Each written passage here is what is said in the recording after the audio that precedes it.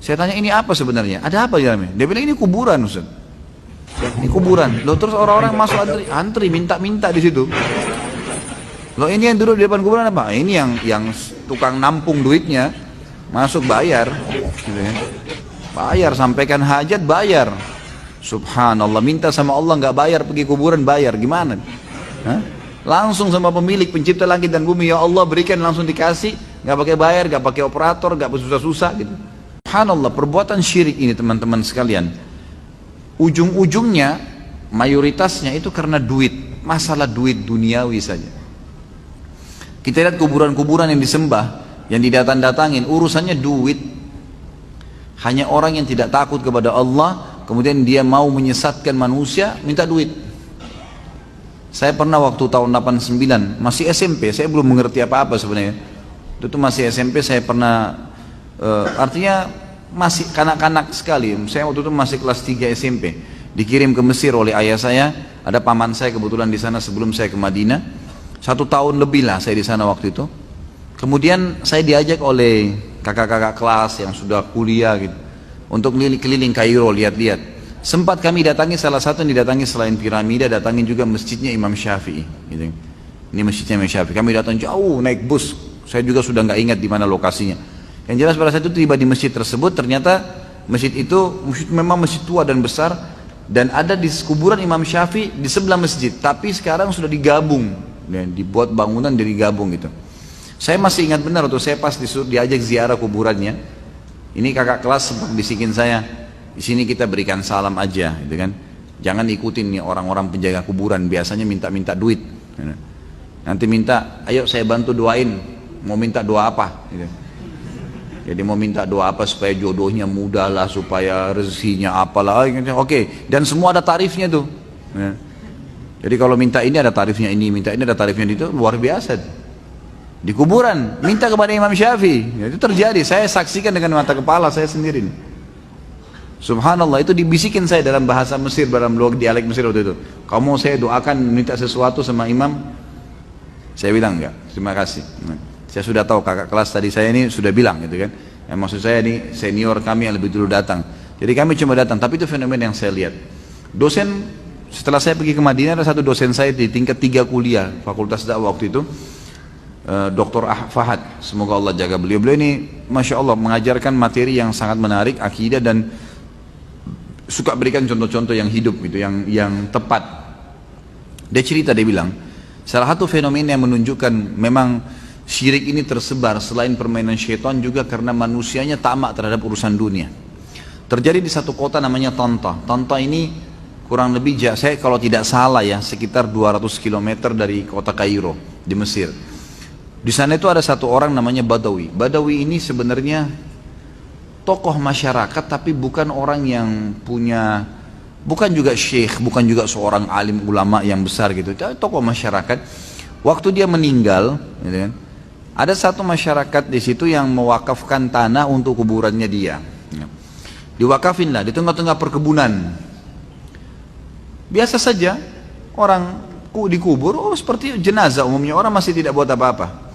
Berjalan waktu ternyata pemilik anak turunan pemilik kebun itu sudah mewarisi kebun itu. Maka mereka menjuallah kebun-kebun itu. Sampai akhirnya kuburan ini yang tadinya ada di dalam kebun sudah ada di pinggir jalan. Di pinggir jalan. Dosen saya cerita, dan ini kisahnya masyhur di Mesir. Dia bilang ada 2 orang datang dari kota Kairo naik mobil, kebetulan lewat di kota itu, ban mobilnya pecah pas di dekat kuburan itu. Yang satu lagi perbaikin ban, yang satu ini licik. Dia lihat ke seberang jalan ada kuburan, kuburannya si Badawi itu.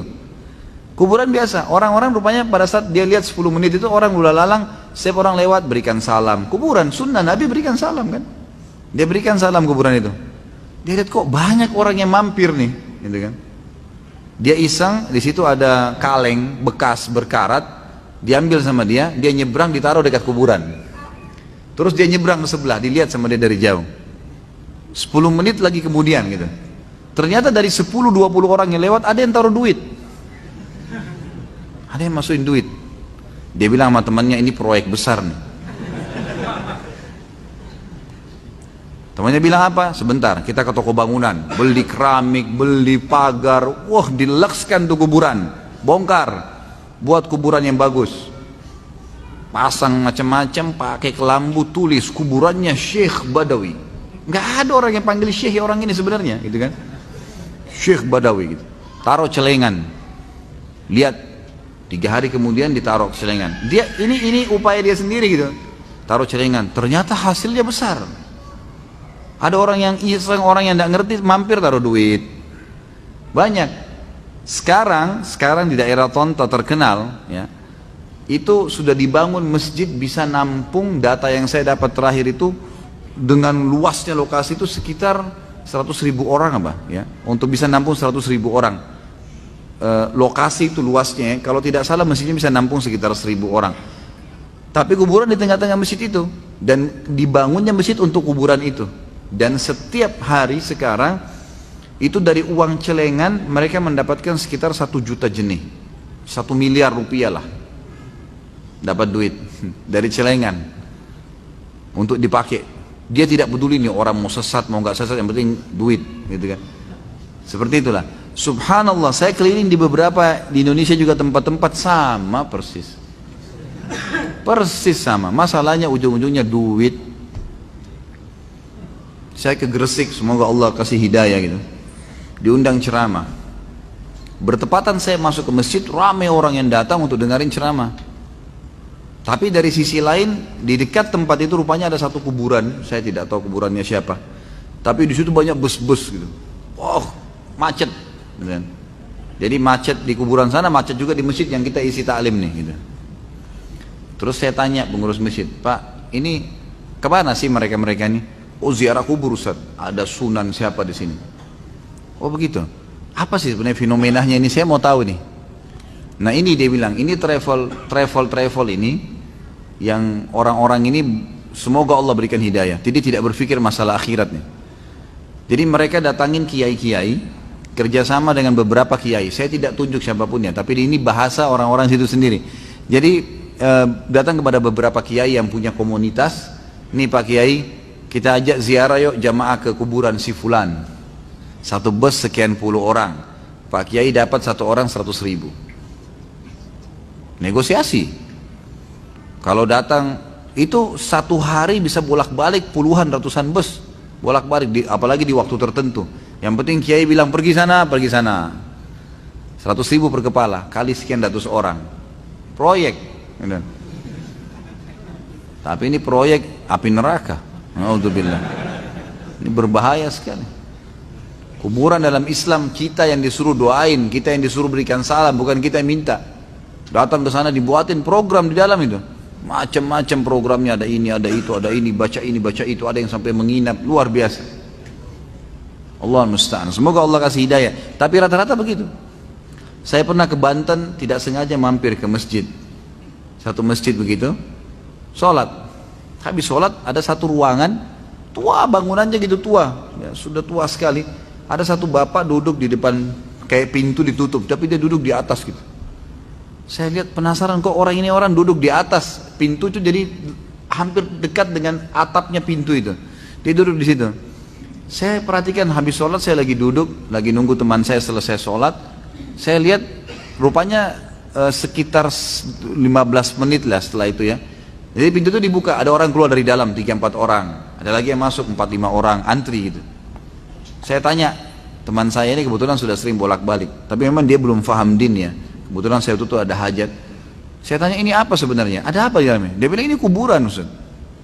Ini kuburan. Loh, terus orang-orang masuk antri minta-minta di situ. Loh, ini yang duduk di depan kuburan apa? Ini yang tukang nampung duitnya masuk bayar, gitu kan? Bayar, sampaikan hajat bayar. Subhanallah, minta sama Allah nggak bayar, pergi kuburan bayar, gimana? Hah? Langsung sama pemilik pencipta langit dan bumi, ya Allah berikan, langsung dikasih, nggak pakai bayar, nggak pakai operator, nggak susah-susah gitu. Ini nggak pergi ke situ. Saya pernah lihat juga fenomena yang lain. Semoga Allah kasih hidayah. Ini banyak fenomena di Indonesia nih. Saya di kota Makassar pernah nyebrang ke satu pulau, namanya Pulau Kayangan. Dipakai rekreasi biasanya. Saya pergi sana, nyebrang sekitar setengah jam mungkin naik speed, kemudian naik kapal, kemudian ke sana gitu. Saya putar-putar lah sama teman saya, ada satu orang Mekah, Ali Ar-Rimi, dosen di UIN waktu itu, saya jalan sama-sama. Mutar-mutar jalan-jalan sambil ngelihat, waktu itu kebetulan sunyi hari kerja, alhamdulillah nggak ada kemaksiatan, nggak ada acara apa-apa gitu. Tapi tidak sengaja saya kelilingin semua pulau itu, jalan kaki sama dia sambil ngobrol-ngobrol. Pas lewat di satu ada kuburan, subhanallah. Dibuatin kayak rumah dari kayu gitu, ada kelambunya di dalam, ada tulisan. Saya baca sendiri tulisannya tuh. Ini kuburan Syekh siapa gitu, ditulis namanya. Siapa yang mau minta sesuatu hajat silahkan. Begitu tulisannya. Silahkan. Boleh minta itu. Ada kuburan. Ini kuburan orang alim. Dan itu ada penjaganya. Itu nanti bisa bayar, bisa segala. Seperti itulah. Intinya ini semua berhubungan dengan masalah urusan-urusannya duit. Jadi syaitan menyesatkan, mereka juga mengambil manfaat-manfaat dunia yang sebenarnya tidak ada manfaatnya. Baik. Beliau mengatakan, dan ayat-ayat mengenai dosa besar ini sangat banyak kata beliau. Karena itu barang siapa yang menyekutukan Allah kemudian dia mati dalam keadaan sebagai seorang musyrik, maka dia termasuk penduduk neraka secara qat'i, nggak bisa dibantah. Ini perkataan Imam Zahabi. Sebagaimana halnya orang yang beriman kepada Allah lalu mati dalam keadaan sebagai seorang mukmin, maka dia termasuk penghuni surga, sekalipun dia mungkin akan terlebih dahulu diadab di neraka kalau masih ada dosa-dosa yang dia lakukan dan tidak sempat taubat selain musyrik. Dan Nabi SAW pernah ditanya dalam sebuah hadis yang agung. Kata Nabi SAW, hadis ini diriwayatkan oleh Imam Bukhari dalam kitab Syahadat. Bab maqila fi syahada az-zur. Ya. Nomor 2654, Imam Muslim dalam kitabul iman, bab bayamul kabair wa akhbariha, nomor 87. Kata Nabi SAW, ala unabbikum bi akbaril kabair, maukah saya tunjukkan kalian induknya dosa-dosa besar sebanyak 3 kali, thalathan. Qalu bala ya Rasulullah, para sahabat mengatakan tentu ya Rasulullah, kami mau. Qala al-isyraku billah, kalian menyekutukan Allah. Jadi sudah saya kasih contoh-contohnya. Jadi ini Allah murka betul sama mereka. Wa uququl walidain, dan durhaka dengan kedua orang tua. Wa jalasa wa kana muttaki'an, dan beliau pada saat itu lagi ya baring, kemudian beliau duduk. Lalu beliau berkata, yang ketiga, ala wa qauluz zur, sadarilah dan hati-hatilah dengan perkataan dusta. Qala fama zala yukarriruha hatta qulna laitahu sakat. Nabi SAW terus mengulangin perkataan tersebut, syirik kepada Allah, durhaka dengan orang tua, perkataan dusta, diulangin lagi. Syirik kepada Allah, durhaka dengan orang tua, terus, dan perkataan dusta. Kata para sahabat sampai kami berharap Nabi SAW diam. Karena terus beliau ingatkan, hati-hati, hati-hati, ini berbahaya. Gitu kan? Sampai ulama mengatakan syaitan lebih senang dengan perbuatan syirik daripada zina 1000 kali, bahkan ribuan kali. Lebih senang daripada riba sekian ribu kali, mencuri, membunuh. Karena syirik ini sudah luar biasa. Langsung kalau syirik besar, mengulangi syahadatnya. Ini nggak bisa. Berbahaya sekali.